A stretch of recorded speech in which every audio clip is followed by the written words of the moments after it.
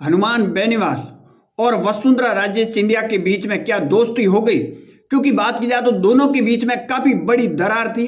और जब Hanuman Beniwal BJP party छोड़कर अलग हुए थे, उसके बाद में वसुंधरा राजे सिंधिया को ही अहम फैक्टर माना गया था। और उसके बाद में हनुमान बेनीवाल ने कई ऐसे वसुंधरा राजे सिंधिया को लेकर बयान दिए।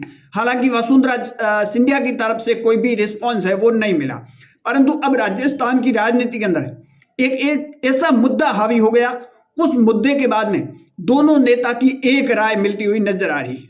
क्या ये पुराने दोनों दिग्गज नेता, जिस तरह हनुमान बेनीवाल ने आरोप वसुंधरा राजे सिंधिया को लेकर तमाम जो आरोप लगाए थे, उन आरोपों के बाद में क्या अब वसुंधरा राजे सिंधिया और हनुमान बेनीवाल दोनों के हाथ मिलाने वाले? क्योंकि बात की जाए तो राजस्थान के अंदर इन दिनों आपने देखा होगा एक खेजड़ी मुद्दा बीकानेर के अंदर एक बड़ा आंदोलन हुआ है। और उस आंदोलन के अंदर सरकार के पैरों के नीचे जो जमीन थी वो डगमगा रही थी। परंतु इस आंदोलन के अंदर आपने देखा होगा हनुमान बेनीवाल ने पहले समर्थन दे दिया, रविंद्र सिंह भाटी ने भी समर्थन दिया, और तमाम कांग्रेस पार्टी हो या फिर कई बीजेपी के नेता ने भी समर्थन दिया। परंतु सबसे ज्यादा रोचक बात तो उस वक्त हुई जब वसुंधरा राजे सिंधिया बीकानेर दौरे पे थी, और दौरे के दौरान वसुंधरा राजे सिंधिया ने भी इस खेजड़ी मुद्दे को लेकर सीधे के सीधे कहा है कि ये गलत हो रहा है, इस पर ठोस कानून बनना चाहिए। उस वक्त से ये चर्चा एक तेज हो गई है कि हनुमान बेनीवाल की और वसुंधरा राजे सिंधिया की क्या एक बार फिर दोस्ती होने वाली है। क्योंकि वसुंधरा राजे सिंधिया बीकानेर दौरे पे थी और कई तमाम पुराने विधायक थे, पुराने तमाम नेता थे, उनसे मुलाकात करना और उनके साथ मजाक के अंदाज में मुलाकात करना वो कहीं न कहीं एक चर्चा का भी विषय बना हुआ था। कई नेता को ये कहती हुई वसुंधरा राजे सिंधिया नजर आई थी कि अब तो आप घर बैठ जाओ, आपके पोते हैं वो राजनीति कर रहे हैं, विधायक बन चुके हैं। इस तरह की भी वीडियो है वो वायरल हुई। परंतु हनुमान बेनीवाल ने खेजड़ी आंदोलन को लेकर पहले ही समर्थन है वो विश्नोई समाज को और संघर्ष समिति को दे दिया गया था। परंतु जैसे ही वसुंधरा राजे सिंधिया बीकानेर दौरे पर आती है तो एक खेजड़ी के धागा बांधती हुई आपको तस्वीर भी एक सोशल मीडिया पर देखी होगी। और वसुंधरा राजे सिंधिया ने मीडिया पर यह कहा है कि खेजड़ी कटनी नहीं चाहिए और खेजड़ी के लिए एक सख्त कानून है वो बनना चाहिए।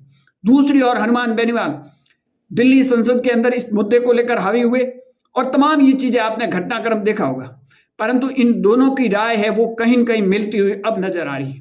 क्या पुराने दोनों दुश्मन जो हनुमान बेनीवाल ने कई आरोप वसुंधरा राजे सिंधिया के ऊपर लगाए थे, परंतु वसुंधरा राजे सिंधिया ने पलटकर कोई जवाब नहीं दिया, सीधा हनुमान बेनीवाल को कोई जवाब नहीं दिया।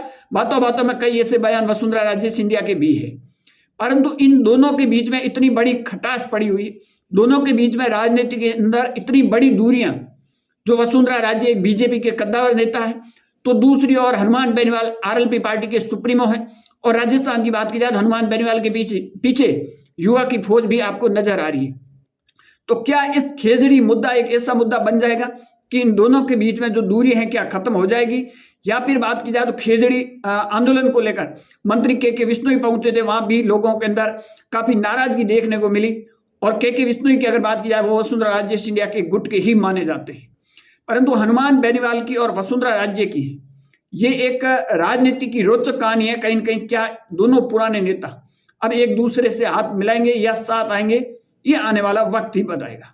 आपकी इस पर क्या राय है? कमेंट सेक्शन जरूर देना। ज्यादा जानकारी के लिए हमारे यूट्यूब चैनल और फेसबुक पेज को जरूर फॉलो कीजिए।